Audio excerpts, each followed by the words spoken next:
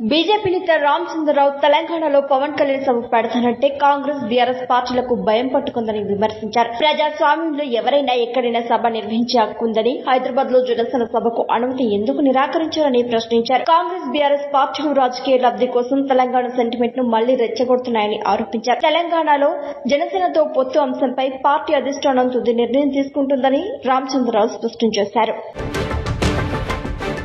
ఆంధ్రప్రదేశ్ ఉప ముఖ్యమంత్రి పవన్ కళ్యాణ్ మరోసారి అస్వస్థతకు గురైనట్లు సమాచారం. ఏపీ కేబినెట్ సమావేశం జరుగుతుండగా తీవ్రమైన వెన్నునొప్పి కారణంగా మధ్యలోనే వెళ్లిపోయి మంగళగిరిలోని తన క్యాంపు కార్యాలయానికి చేరుకుని విశ్రాంతి తీసుకుంటున్నారు. గత నెలలో కూడా అనారోగ్యంతో చికిత్స పొందిన పవన్ కళ్యాణ్ కోలుకున్న తర్వాత కార్యక్రమాల్లో పాల్గొంటుండగా తాజాగా మళ్లీ అస్వస్థతకు గురయ్యారు.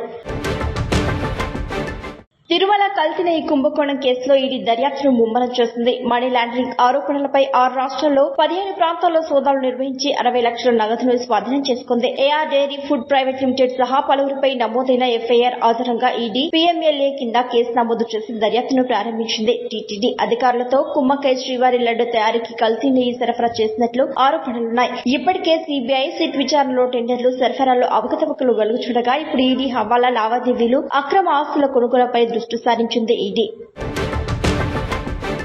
వైఎస్ఆర్సీపీ నేత Perni Nani DSC sports quota నియామకాల్లో భారీ అక్రమాలు జరిగాయని ఆరోపిస్తూ కూటమి ప్రభుత్వంపై తీవ్ర విమర్శలు చేశారు. తనపై బియ్యం దొంగతనం ఆరోపణలు నిజమైతే విచారణ జరిపించి అరెస్టు చేయాలని 2029 నాటికి చంద్రబాబు నాయుడు ప్రభుత్వం పడిపోతుందని వ్యాఖ్యానించారు. స్పోర్ట్స్ కోటాలో పేకాటను కూడా చేర్చాలని, ఎంపికైన అభ్యర్థుల జాబితాను 9 నెలలుగా ఎందుకు వెల్లడించడం లేదని ప్రశ్నించారు. డీఎస్సీ అవకతవకలను కప్పిపుచ్చేందుకే ప్రభుత్వం ప్రయత్నిస్తోందని, వంగలపూడి అనితను కవచంలా ఉపయోగిస్తోందని పేర్ని నాని ఆరోపించారు.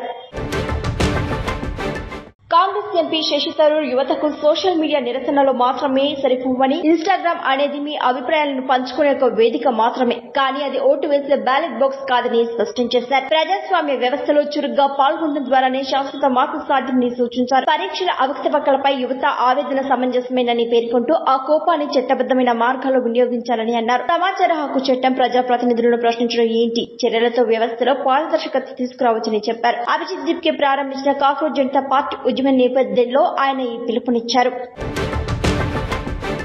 తెలంగాణలో జనసేన పార్టీ పోటీ చేస్తామని పవన్ కళ్యాణ్ ప్రకటించిన నేపథ్యంలో నటుడు ప్రకాష్ రాజ్ ఎక్స్ వేదికగా పరోక్షంగా స్పందించారు. పొత్తుతో వస్తున్నారా, సింగిల్ గా వస్తున్నారా అంటూ జస్ట్ ఆస్కింగ్ హ్యాష్ ట్యాగ్ తో వ్యంగ్యంగా ట్వీట్ చేశారు. దీనిపై సోషల్ మీడియాలో పెద్ద ఎత్తున చర్చ జరుగుతుండగా పవన్ కళ్యాణ్ అభిమానులు ప్రకాష్ రాజ్ కు కౌంటర్లు ఇస్తున్నారు. అదే సమయంలో తెలంగాణలో జనసేన, బీజేపీ, టీడీపీతో కలిసి పొత్తుతో పోటీ చేసే అవకాశాలున్నాయంటూ రాజకీయ వర్గాల్లో చర్చ సాగుతోంది. తెలంగాణలో జనసేనపై ప్రకాష్ రాజ్ చేసిన వ్యంగ్య వ్యాఖ్యలకు నిర్మాత బండ్ల గణేష్ ఘాటుగా స్పందించారు. ప్రతి అంశంలో జోక్యం చేసుకోవద్దని వ్యాఖ్యలు చేయడం ఎందుకని ప్రశ్నిస్తూ, తమిళోడివా, తెలుగోడివా, కన్నడోడివా, నీ ఊరేది, నీ గత ఏంటి, ప్రతి ఊర్లో ప్రతి అంశంలో గురించి జడ్జిమెంట్లు ఇవ్వడానికి నువ్వేమైనా కలెక్టర్వా లేక దేశ ప్రధానివా, ముందు నీ సంగతి నువ్వు చూసుకో అంటూ సూచించారు. నీ అడ్రస్ నువ్వు తెలుసుకో, తర్వాత ప్రపంచాన్ని మార్చే ప్రయత్నం చేయంటూ సోషల్ మీడియాలో వ్యంగ్యంగా పోస్ట్ చేశారు. షూటింగ్ కోసం పల్లోచిలో ఉన్నప్పటికీ తన మనసంతా పెద్ద సినిమాపైనే ఉందని చిరంజీవి తెలిపారు. గత 2 ఏళ్లుగా రామ్ చరణ్ ఈ సినిమా కోసం పడిన కష్టం, అంకిత భావాన్ని దగ్గర నుంచి చూశానని అన్నారు. ప్రేక్షకుల ప్రేమ, ప్రశంసలు చూస్తుంటే తండ్రిగా, నటుడిగా ఎంతో గర్వంగా ఉందని పేర్కొన్నారు. పెద్ద విజయానికి రామ్ చరణ్ కృషి, పట్టుదలే కారణమని చిరంజీవి ప్రశంసించారు. ప్రస్తుతం సోషల్ మీడియాలో పెద్ద మేనియా కనిపిస్తోంది. ప్రముఖ టికెట్ బుకింగ్ యాప్ లో పెద్ద సినిమాకు గంటకు 40,000 టికెట్స్ బుక్ అవుతున్నాయి.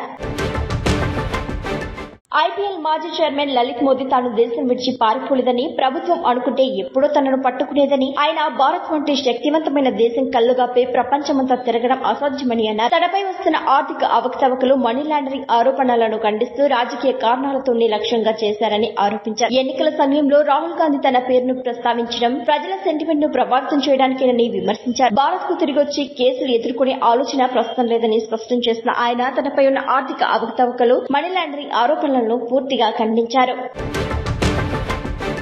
అమెరికా అధ్యక్షుడు డొనాల్డ్ ట్రంప్ ఇరాన్ దాడుల్లో అమెరికా సైనికులు మరణించినంత వరకు యుద్ధాన్ని తిరిగి ప్రారంభించకూడదని భావిస్తున్నట్లు సమాచారం. పశ్చిమాసియాలో ఉద్రిక్తతలు కొనసాగుతున్నప్పటికీ కాల్పుల విరమణ అమల్లోనే ఉంటుందని ఆయన స్పష్టం చేసినట్లు తెలుస్తోంది. అయితే అమెరికా సైనికుల ప్రాణ నష్టం జరిగితే సీజ్ ఫైర్ ను పునఃసమీక్షిస్తానని తన సలహాదారులతో చెప్పినట్లు కథనాలు పేర్కొంటున్నాయి. అలాగే సీజ్ ఫైర్ కు ఇరాన్ ఇచ్చే అర్థం భిన్నంగా ఉంటుందని ట్రంప్ వ్యాఖ్యానించారు.